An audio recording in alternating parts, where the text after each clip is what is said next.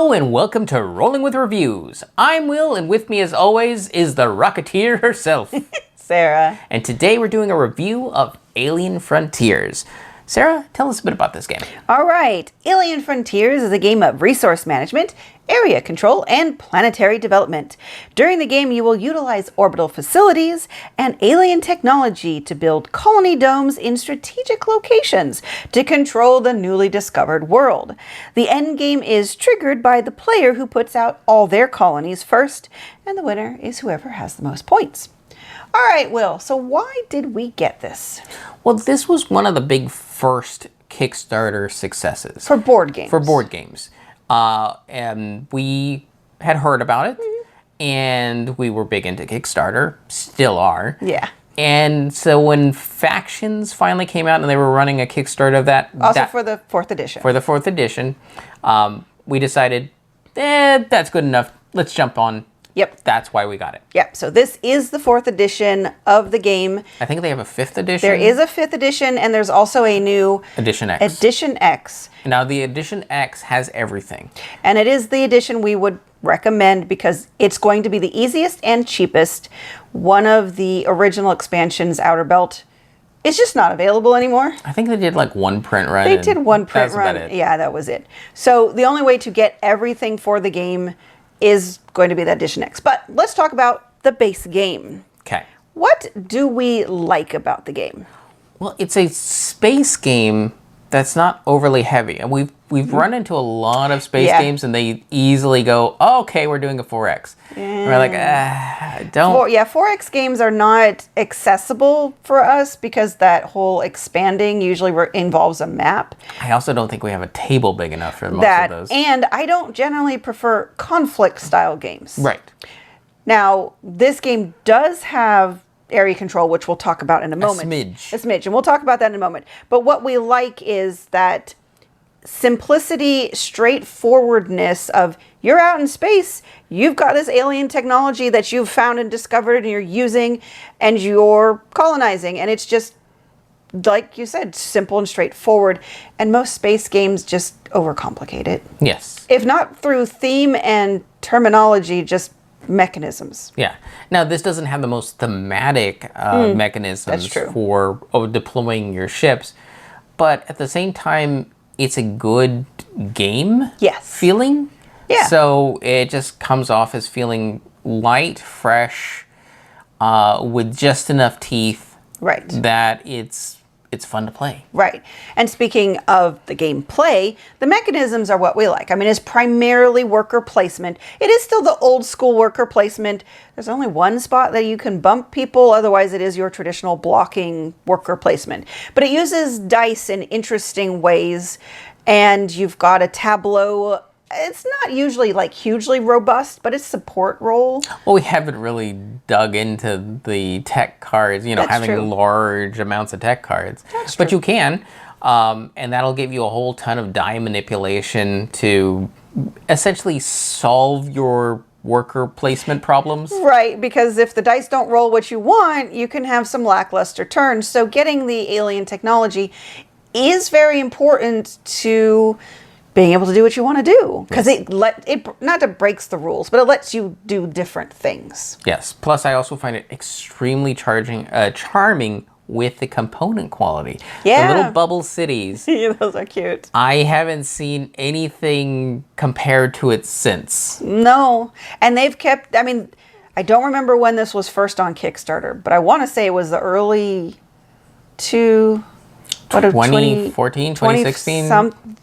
I feel like it was early on in Kickstarter. I think that's when we backed it. Yes. But I think before then, the first printing of it still had those little bubble colonies. And that would probably have been 2011, 2012-ish, I think. Yeah. Or maybe before. Anyways, timeline aside, the high quality of the components, at least in terms of those, has been there ever since the beginning. Now, our edition in terms of resources, it's got cubes and discs. That's not the most interesting. They have upgraded them a little bit in Edition X. They're shinier. They're still cubes and discs. And I think translucent. Yeah, it's slightly translucent. So the orange. Yeah, discs, and then shinier cubes to be the ore. Yeah. So they've been slightly updated. But yeah, it's solid. I guess Yes. that's what you would say. Yeah. Okay, I think that covers everything we do like about the game. So what we don't like kind of gets to that area control. We're not usually thrilled. Area control is difficult for Will's vision, and then I don't like the conflict. But here it's not terrible, especially at the 2-player count. Yeah, you're not destroying anyone's colony. You're just like, well, there's more of me here than you, so I'm more important here. You can get alien technology that can move other people's colonies, but you're usually sacrificing your technology to do such a Right. powerful thing, which may not be worth it. But you can look at our Rolling with 2 video for more details. We do talk a little bit more in depth about the 2-player experience with the area control. But it's the one aspect that, yeah, I kind of wish the space game had done something else, but yeah. It's part of the IP of all Space. things space sci-fi. Yeah, That is kind of like a given, yeah. I guess. Yeah, most space games with a board, it's gonna have a map and it's gonna be area control. Right. All right, who is this for? This one, I would say, is for light casual gamers. And up, yeah. And up. I think it might be a little challenging for some casual gamers, but I think with repeated plays, it's something that they could definitely grok and I think would enjoy. Yeah. Or give them a few rounds of Yahtzee underneath the That's belt. true. I mean, that is the most challenging thing, is just figuring out what dice you need to be, what numbers to do the things you want at the different spaces. Right. That's really Because it. otherwise they're looking, it's like, I have a 3 and 2 4s. What does that get me? And it would be a little wearing on the person, like, okay, we're going to go over this again. Yeah. We can do this, this, this, and this. Like, okay, I got you, but say it all again like I didn't pay attention. Like, If you have a person like that, maybe this game is not quite right for them. All right, let's move on to our ratings. So for our ratings, we each have 1d6 worth of ratings to give. 1 is low, 6 is high. Give a number, reason why, add them together, and see what it rolled for us. Sarah, what did Alien Frontiers 4th edition roll for you? This was a tough one. I wavered between numbers. I am going to give it a 4. Now, I think there's going to be times where my feelings might dip down to a 3. It's somewhere between a high 3 and a low 4. And here's the reason. This is an older game, but it has aged well. It is very solid. There's just still a few aspects of it that I think if it was designed today, it would do things hopefully a little different. I would prefer bumping spaces because there are many times that I'm like, I want to do this thing and I can't because Will's dice are there. That also means I will never play this game above 2 players because I do not think I would enjoy it at all with more players because I already don't like the competition as it is at 2. So I think this is a solid game. I think there's going to be, I know there's a lot of people that really like it, or else it wouldn't have stuck around for so long and been so popular. So I think this is a solid game, one that people should check out if they haven't by now. Edition X would be a good one to check out, but it's kind of on the edge for me. And for me, I think I like it a bit more than you do. Yes, I you give do. it a 5. I know you do. So, as Sarah said, this game has stood the test of time. We were getting ready to play it, and I wasn't sure. I was like, geez, this is probably going to go on the trade pile, isn't it? Because of so many games that we've played that we haven't played in years. We get to the table and like, good Lord, what were we thinking? Why did we like this back then? Why did we think that was a good idea?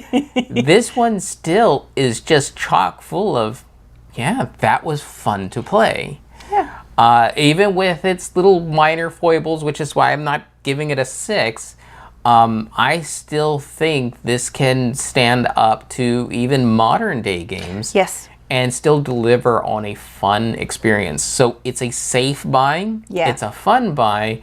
And if you get Edition X, there is so much to dig into. We've only really just scratched the surface when it comes to even the base game, exploring just what's truly possible, like in all the techs. Oh yeah, that's true. We really haven't, we've only played it a few times to prepare for this video, and before that we'd only played it a few times years ago. So yeah, those alien techs, there's a lot there.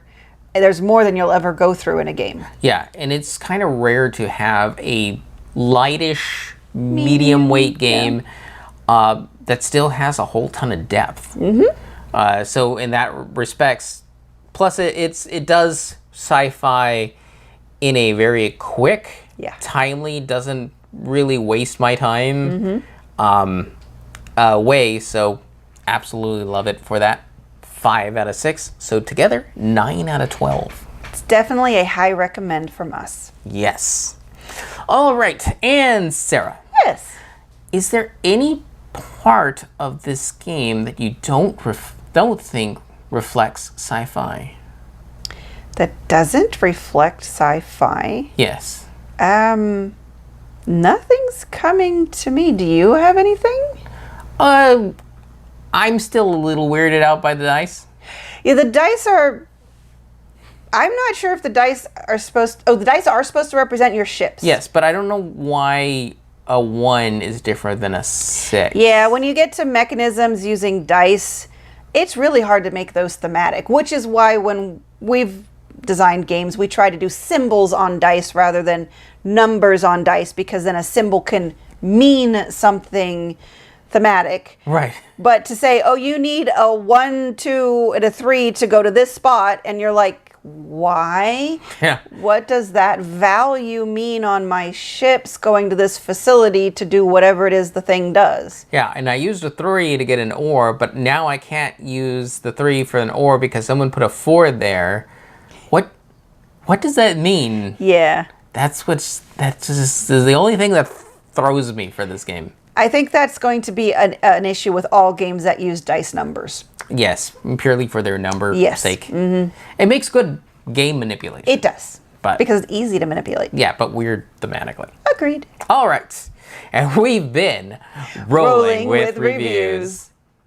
And remember, if you have any questions, comments, or concerns, you can reach out to us on the various social media platforms at Rolling with 2. That's TWO. We are on Twitter, Facebook, and Instagram. And on YouTube, please like and subscribe.